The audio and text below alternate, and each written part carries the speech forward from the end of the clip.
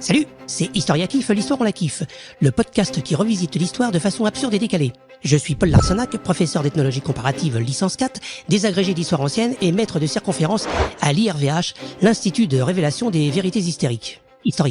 Aujourd'hui, je reçois un être exceptionnel, lumineux, un dieu vivant et néanmoins un homme, Bouddha. Bonjour monsieur Bouddha, c'est un plaisir de vous rencontrer. Plaisir partagé. En revanche, si cela ne vous dérange pas de redescendre à votre place, parce que là vous touchez presque le plafond et avec tous les projecteurs, j'ai peur que vous vous fassiez mal. Pardon, je l'évitais. Si vous pouviez éviter de l'éviter, ça serait mieux pour la suite de l'interview. Merci. Voilà, oui, vous pouvez vous poser là, tranquillement, avec les pots de fleurs. Non, pas dans le pot, voilà, juste à côté. Merci. Merci d'être parmi nous, Bouddha. Le mot Bouddha, d'ailleurs, qui est, corrigez-moi si je me trompe, du sanskrit. C'est exact. Il faudra d'ailleurs nous dire où on s'inscrit. Ça peut intéresser mes auditeurs. Bouddha qui veut dire dans la langue de chez vous le réveillon, je crois, ou le réveillé. L'éveillé. On m'appelle aussi Siddhartha Gautama, ou Shakyamuni, ou le bienheureux. Ça fait plusieurs noms, effectivement. Vous êtes le chef spirituel et fondateur originel du bouddhisme, mais vous êtes également connu pour être un Tathagata. Tathagata, l'ainsi venu, celui qui est venu. Et du coup, vous êtes là. Vous venez de loin, je crois. Du Sri Lanka. Ah, mais sur mes fiches, il est indiqué que vous êtes originaire des Caraïbes. Ça, c'est le Bouddha antillais. Ah d'accord. Le Sri Lanka, ce n'est pas la porte à côté, dites-moi. Il n'y avait pas trop de circulation sur les routes? Non, j'ai pris la voie du milieu. Oui, on vous a vu vous garer avec votre petit véhicule.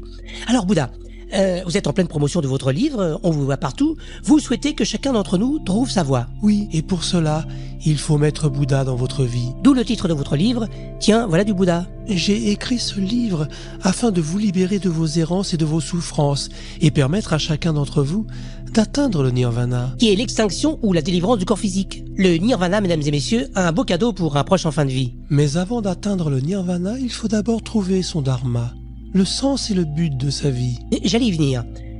Parlez-nous des 3 composantes du dharma. La première des priorités, c'est se connaître soi-même. Ah, connais-toi toi-même, comme disait le célèbre philosophe Platon. C'était Socrate. Je suis pas mal sûr que c'était Platon. Moi, je suis absolument sûr que c'était Socrate. Se connaître soi-même, c'est la clé.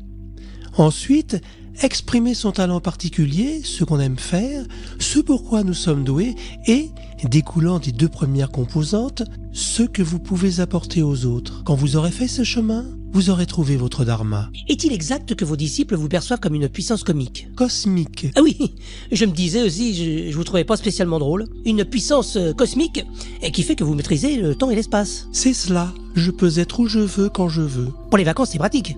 Dans ce temps précis de l'espace et du temps universel et absolu qui nous réunit en ce moment même, j'ai décidé d'être ici avec vous. C'est mon choix. Alors que vous pourriez être... N'importe où dans le temps et l'espace. Voilà.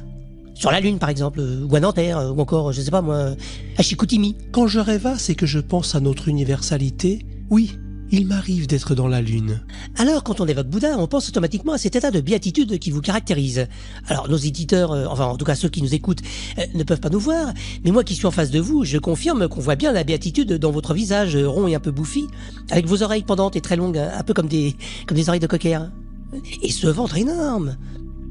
Il y a pas d'autre mot, c'est un gros bide. Pouvez-vous nous en dire un peu plus sur cet état? Vous faites allusion, j'imagine, au nirvana.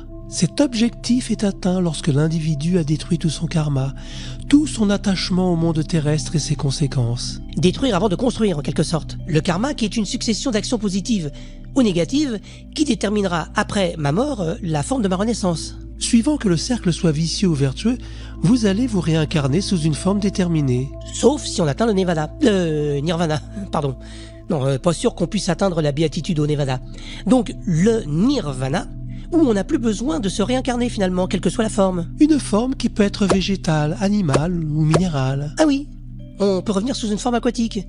De l'eau par exemple? C'est questionnant ça. Est-ce que par le passé on aurait pu, sans le savoir, boire un de nos ancêtres ou se laver les pieds avec? Par minéral, j'entends minéraux. Des matières inertes comme les roches, les cristaux, la céramique. Ça veut dire que le vase de mamie pourrait devenir mamie. Ça fait réfléchir. C'est d'ailleurs ce que je vous invite à faire, chers auditeurs, réfléchir sur le sens de votre vie. C'est déjà la fin de notre émission. Eh bien, encore merci, Dartha. Namasté.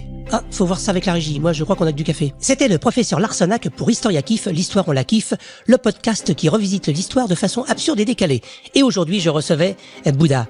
Je vous donne rendez-vous la semaine prochaine avec Henri II de France, avec lequel nous évoquerons la fameuse joute qui mettra fin à ses jours. Si tu es arrivé jusque-là, bravo, tu es officiellement diplômé de l'Institut Larsenac. Ton devoir, t'abonner et partager le savoir sacré. Et si tu veux encore plus d'histoires absurdes, retrouve-moi sur YouTube pour les épisodes complets et sur TikTok ou Instagram pour les versions courtes. L'histoire, on la kiffe partout. Voix, écriture et réalisation, Pascal Laurent. Les musiques et les effets proviennent de la bibliothèque sonore d'Artlist. Le générique Pénombra est signé par EFGR.